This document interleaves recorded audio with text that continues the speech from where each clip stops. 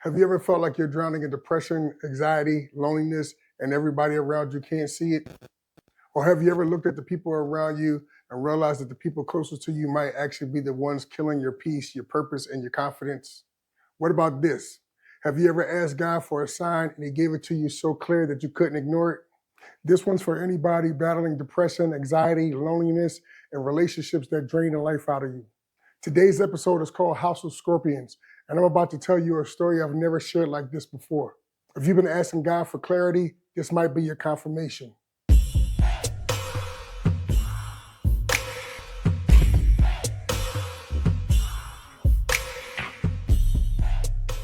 I want to talk to you about the weight of toxic relationships. I've been there. I know what it's like to lie there at night wondering what went wrong. You gave everything. You loved hard. You stayed loyal. And in return, all you got was betrayal, lies, emotional wounds so deep they seem like they'll never heal. You might be carrying a weight of depression, worry, anxiety, loneliness, feeling burdened and weighed down, and you still show up for people every day and you feel like you're losing yourself. Now, I want to discuss with you the tactics the enemy uses through people. The devil don't dress up like the monster that we see in movies or TV. Sometimes he comes disguised as someone you thought loved you. Everybody ain't God sent. Some people are walking assignments sent by the devil. Here are some tactics the enemy uses through people. People who pretend to love you but have selfish motives. They manipulate your kindness for their own gain. Dream killers who tear down your goals. Manipulators who use guilt to control you. Serial cheaters who drain your spirit. They cheat on you, then blame you for their behavior. They drain you emotionally, but guilt you into staying. Liars and thieves who rob you emotionally and financially. They steal from you financially, mentally, and spiritually. They gossip about you, even in the same church that you might even abort them to. John 10:10, the thief comes to steal, kill, and destroy. Before you call someone friend, lover, family, or trusted, ask yourself these 5 questions. Do this person edify my life spiritually and emotionally? Do they encourage me to do the right thing? Can I trust them around my spouse? Can I leave money or my wallet around them? Do I trust them around my children? If even one answer is no, you might be already living in the house of scorpions. Red flags aren't to be ignored. They are warnings sent by God. Let me tell you something real personal. I was in a relationship for 8 years. Thought I was building a future, but here's what really happened. She cheated on me more than once, brought another man into my house while I was out of town at work. We slept in separate rooms so she could text and call other men. Her and her daughter stole money from me and made me look like I was losing my mind or imagining things.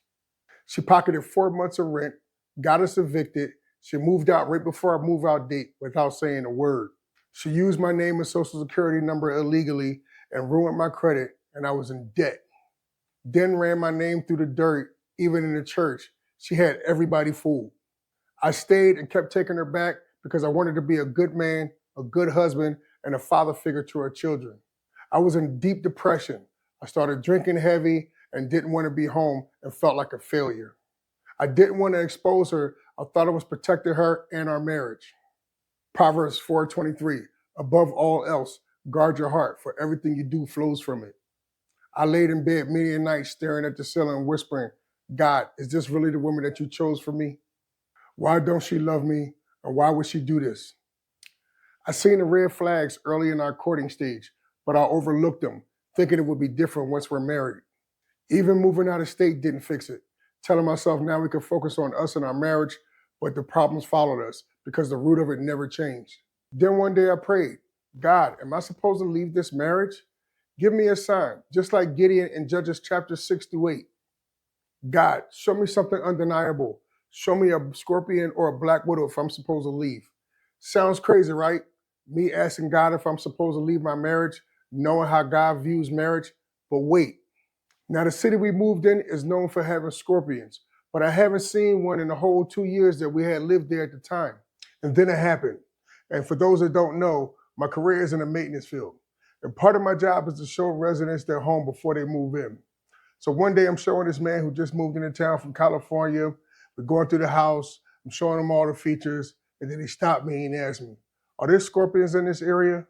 And it took me back and I asked myself, why would he ask me that? I just got finished praying to God, asking him to show me the signs of a scorpion. But could this be a coincidence? There is, the city is known for having scorpions. Maybe he just might have heard. This could be just, me just tripping. So I went home that night and I prayed, God, was that a sign that you were showing me? I asked for you to show me a sign of a scorpion, but that could have been too much like a coincidence.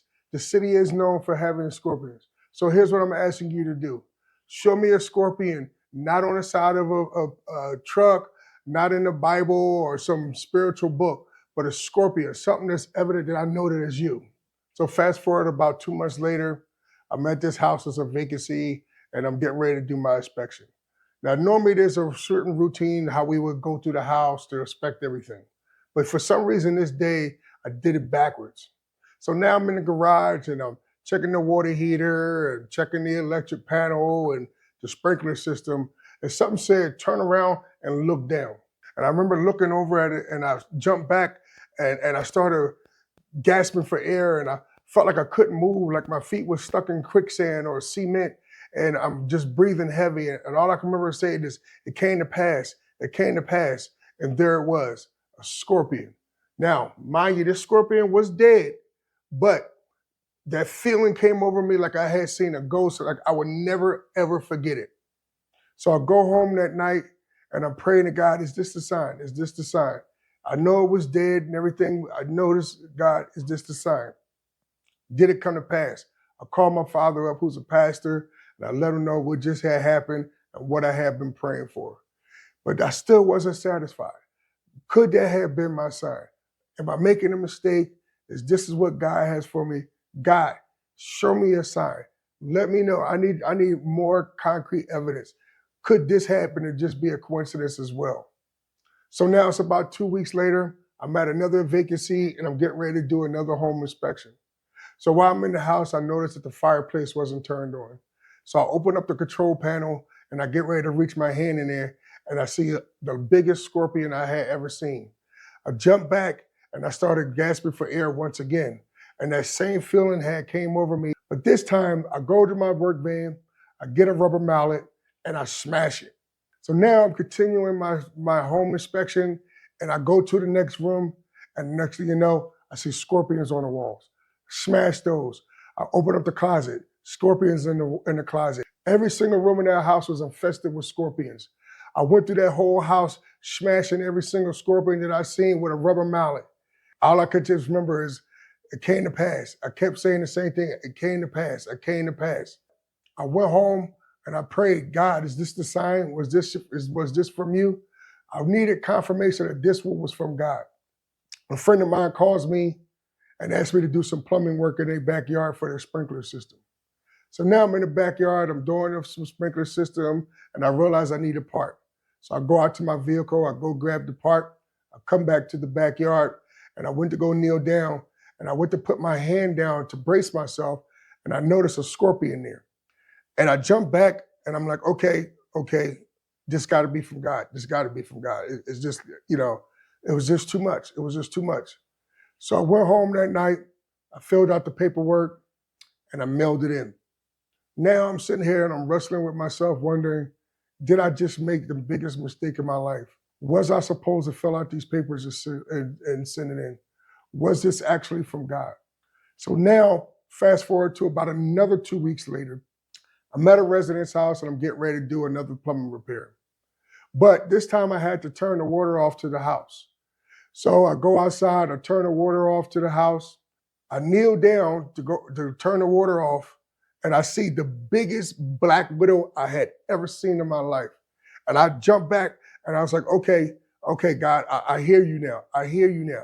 That's all I can remember saying is, God, I hear you.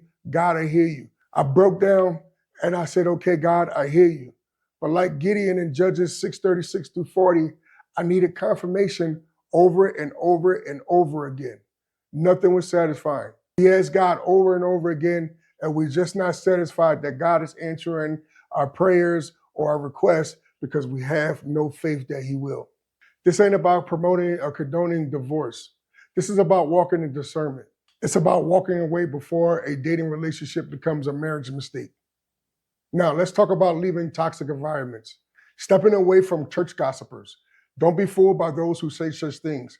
For bad company corrupts good character. Setting boundaries, even with toxic family members. Cleaning your house and life from demonic influences. It's about recognizing when God is telling you to get out of a house of scorpions. See, God was trying to free me from a toxic situation. Show me my worth. Lead me to peace, healing, and purpose. What are the red flags in the church, family, and relationships and work? Here are examples of red flags in those areas. Constant criticism, secrecy with their phones and devices, gaslighting, they hurt you, then blame you. Your peace feels disturbed every time you have an interaction with them. You isolate yourself just to avoid chaos. 2 Corinthians 6:14, do not be unequally yoked with unbelievers. Now, let's talk about having healthy relationships and boundaries. God wants us in a relationship that edifies and builds, hold us accountable, speak life into our purpose, walk in honesty, love, and truth, speak life into you, pray for you and with you, wants to see you win, are trustworthy, accountable, and loyal. Having healthy boundaries in marriage, transparency and truth, praying together, accountability with finances and emotions, open communication, no secrets, especially with phones and money, share visions and values, mutual respect, conflict resolutions and not avoidance. Amos 3:3, can two walk together unless they are agreed? Red flags aren't something that we just imagine. Rather, it's a family member that constantly tears you down, a coworker who's always gossiping, a church leader who manipulates, a boyfriend or girlfriend who drains you. God gives you red flags so you can find an exit door. Matthew 7:16 says, you can recognize them by their fruit. I died spiritually in that relationship, but God sent signs, clear, wild, undeniable signs to free me. You don't have to live in a house full of scorpions. You don't have to sleep in a bed full of broken promises, and you don't have to carry the weight of being loyal to pain. So pick up your spiritual mallet, smash depression, anxiety, lack, addiction, betrayal, lies, etc. Now, if this spoke to your heart, I challenge you. Start praying for discernment. Seek counseling with your pastor, a trusted leader, counselor, or a mentor. Set boundaries and stand by them. Don't settle for dysfunction. Choose peace, even if it means walking away. If you're in a situation that's draining your soul, ask God for clarity. Don't stay in a place where your peace is being poisoned. Now, if this hit your spirit, drop a scorpion in the comments, share it with someone who's in a toxic relationship, subscribe to Living at a 10 for more real, raw, and redemptive content. DM me or email me for prayers in the links below. Thank you for sharing this time with me again. Until I see you next time, it's your boy, YaFirstBorn, out.